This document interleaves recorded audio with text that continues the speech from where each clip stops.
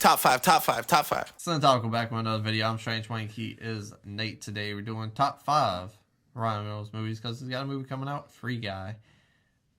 How do we do our list? So he's going to give his 5 and 4. I'll give my 5 and 4. 3-2, 3-2. Then we'll trade off number ones. We also have something called the Zemeckis rule, which just means if we both end up having the same movie on our list, but one person has it 2 spots or higher, they'll call out Zemeckis, and we won't talk about it till we get to it on their list. All right. I don't know about you. Mm-hmm. Kind of difficult. He's the same person in every movie, just about. Not that that's a bad thing. He found his niche, and he's worked a lot longer than other people that found their niche and did the same thing. Right. So he's going on like 20 years now, right? While I haven't seen every single Ryan Reynolds movie, this list is just when my early 20s film binging came into play, because I got some deep cuts of Ryan Reynolds movies that I've actually seen where he isn't being stereotypical Ryan Reynolds, and was really excited to be able to put one. Ended up being number 6. It got dropped out because nostalgia caught me, but I'm gonna mention it anyways. Very interesting. My number 5 is the voices. Ryan Reynolds. He's a serial killer in a way. He's got voices in his head. He's talking to his dogs and his cats, and he's just like, he still is Ryan Reynolds, and I don't want that in my serial killers. Now, if you want to make a rom-com serial killer movie, I don't think the execution was quite as good as it could have been, because Ryan Reynolds, he's still Ryan Reynolds, but he did try something new, and there are moments in this film where I'm like, all right, it has, like, he could be a good serial killer. Yeah. If the director told him, stop being you for a minute. You know? Yeah, sure. And he's done it, because there's a few movies on my list that he's not being Ryan Reynolds.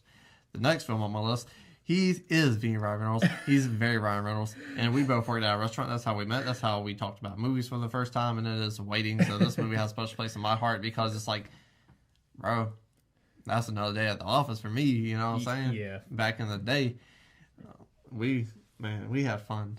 We had a lot of fun there. We had a lot of fun. And this movie's a lot of fun because of that experience. And I don't think if you didn't work in a restaurant, you enjoy it as much. That's true. But because we did, but if you really fuck with us heavy. If you did work at a restaurant when this movie came out, you 100% started doing some of the stupid stuff that you saw in this movie at your restaurant.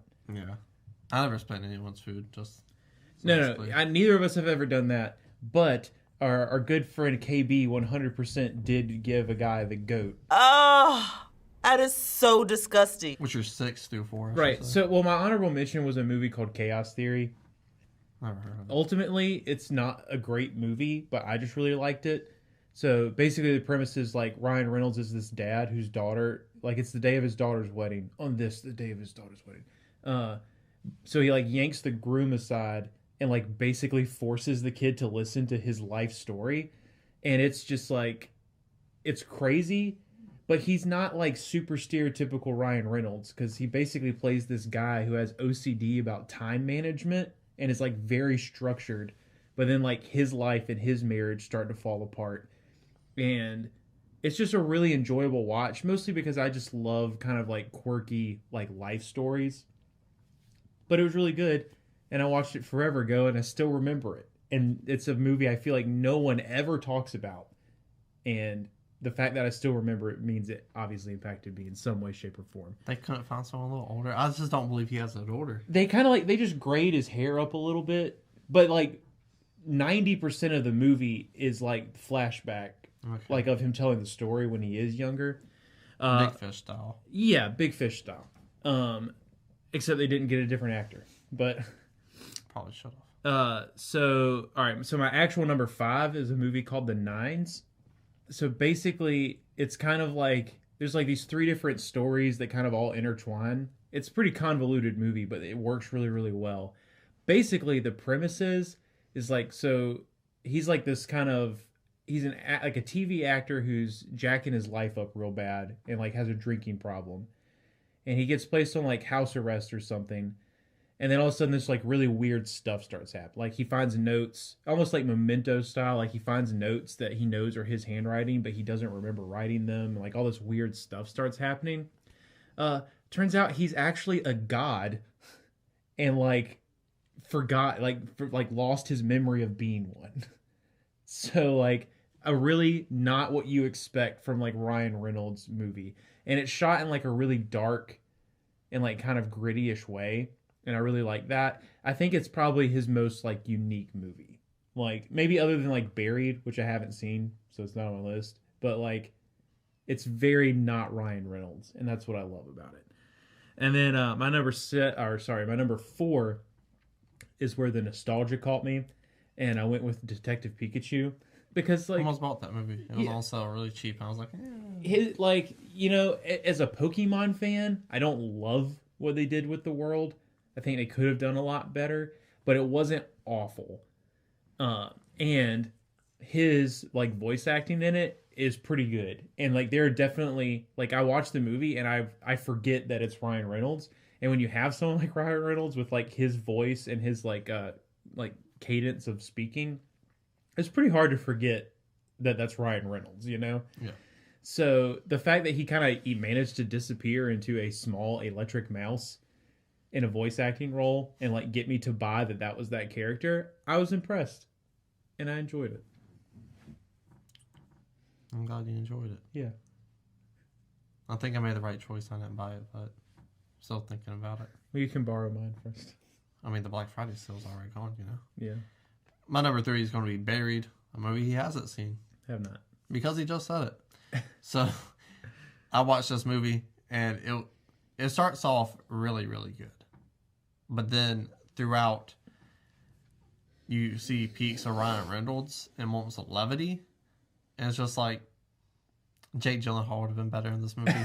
Yeah, you're probably right. But he did go outside the box. He showed range, and I can give credit where credit is due and whatnot. He did do a good job in this movie, but it's on that line of good movie and a great movie. Because not because of him, because the writing is a little like Fair. it tries to like Hitchcock you, and it's like you're in a box, you know, like how much Hitchcocking can you do? But it's still a good movie. Definitely should watch it for the range he shows alone. So that's why it's on my list. Number 2, also movie range, Mississippi Grind. Have you seen this movie? I haven't. So he hangs out with loser bums, Well, he hangs out with you.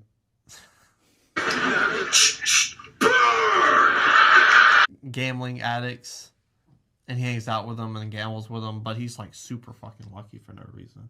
Nice. And he's just Love that. he doesn't have a job. He just lives off of the gambling money, and he just travels, and that's what he does with his life. He's a very people person, and you see this relationship, and it's a very toxic relationship because one's a gambling addict, and he's like stealing money out of his ex-wife's panty drawer and whatnot, just so he can bet $100 on a horse race. You know, like he's a terrible person. But you see, like, and both of these characters, they're like. You see, they're like drifting. They came together, and it's like it's good for them. And they start drifting apart from each other. They're like, go on with the better life that they should have. That they realize once they hang out with each other, but they come back together. And so it has layers. Ryan Reynolds isn't being Ryan Reynolds. He's more of a hippie type character, and it's amazing that he's even in this movie because it's like, man, there's our scenes where I don't even see Ryan Reynolds. Nice. And there's a movie that's going to be on my list. Where it's like, I don't even see his face, but I know it's Ryan Reynolds. Right. So, that's pretty impressive that I see his face. And I'm like, man, that's crazy. Like, that's Ryan Reynolds. Nice. Mind-blowing almost. Yeah. Cool. So, my number 3, I know that you just really don't like it, but it is Deadpool 2. And, you know, it's like... I got a question for you. What's the question? So, when I do my list, it's just a personal thing. And I don't think it's ever came up to talk about. So when we're doing performances, I always just put the performance in there, unless I specifically don't like a movie. Wow. So like, what are you? Oh, so you're like, saying what's that the you change? What's the character? Is the character arc so drastic from Deadpool 1 to Deadpool 2? You just don't count it, or I'm just confused. I'm confused. Your question makes sense. Are you saying that you just count Deadpool as one Ryan Reynolds performance across both movies? Well, I don't think that's fair because an actor can play the same character multiple times and not play it as well in another movie. Okay, I was just curious. Yeah. Because, I mean, like, if we're doing, as much as I don't like Logan, if we're doing... What's that actor's name? Who plays Wolverine? Hugh Jackman. If you're doing Hugh Jackman movies, you can clearly see the character arc that was meant over all these X-Men movies. Even though some performances aren't as good as the others, the character arc's still there, so I would count Wolverine as one Hugh Jackman performance, personally. Right, but it's not. Because, like, We still have a difference in his opinion. performance in Origins, a Ryan Reynolds movie, which will not be on our list, And he's still Deadpool. is, like, incredibly inferior to, like, Logan, which is arguably his best. I was just asking. Yeah, no. Each movie counts as its own thing. Now, if they, like, shot them all back to back or something like that, then I think that, like, I might consider something else then. Or if, like, you know, and it's a situation where, like, one movie literally picks up right where the other one left off, maybe. But to me, they're separate. And I don't think that he did as good of a job in Deadpool 2, which is why it's not... No one did a good job of Deadpool 2. The writers, the directors. You really don't like that movie. It's not a good movie. It's fine. It's more of the same. He's really funny. He is that character. And I appreciate that. Because, like, I feel like making movies is hard, and being an actor or, like, getting to a successful level is difficult. But when you've created this persona around yourself to where you have managed to 100% just embody everything about a character, it's hard to get much more successful than that. Like, it would be weird if someone else played Deadpool now. And, like, that is, you have cemented yourself in there. So good job. And then my number 2 is a movie that he's really not in as much, but I love this movie and I really appreciate his character's role in it. And that's Adventureland. I figured that'd be in your list. Another Ryan Reynolds movie I don't like. I don't understand why you don't like that movie at all. I love that movie. It's literally like an Island of Misfit Toys movie. Like, it's just about a bunch of people who, like, have no direction in their life, most of who are very smart and intelligent people. So it's not like they're just, you know, like, deadbeats. Like, they're smart people. But this is just what they like. This is the life that they prefer. And I love that because I relate to that a lot. But yeah, like, I'm glad to know you consider yourself a deadbeat too. he's a great, like, I just said they're not deadbeats.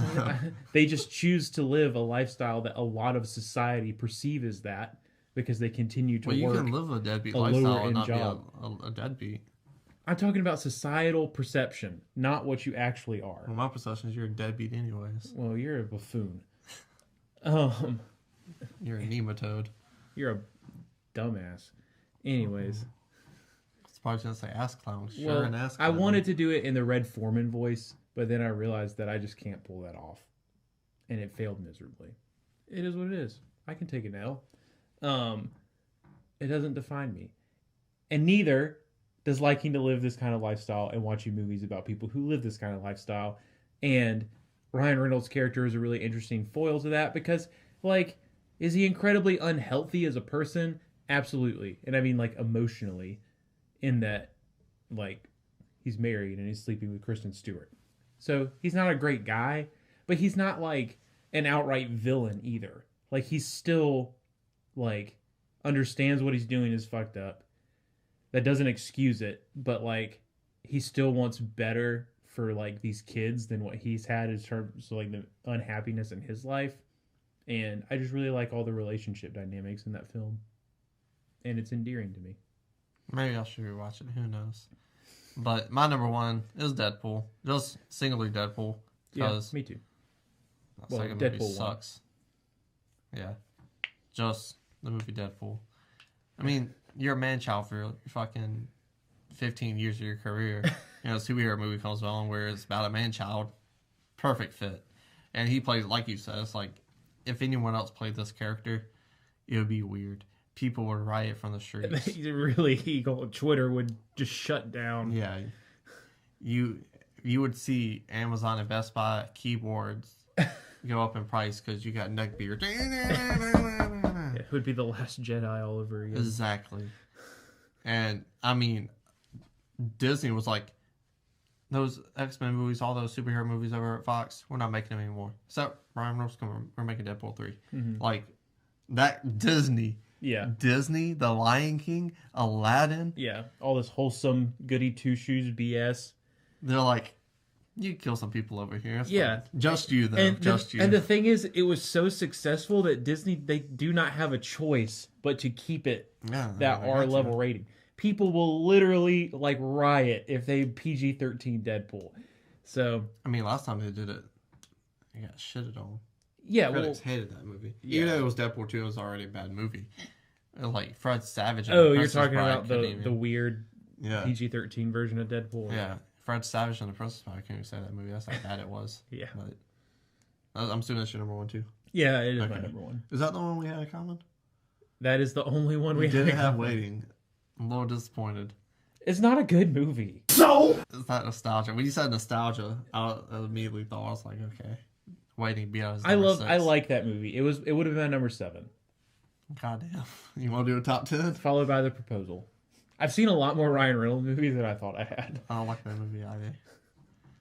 But if you like The Proposal or any of these movies or your top 5, tell us that down below in the comment section below. Score back up, hit the like button, share the video, and subscribe.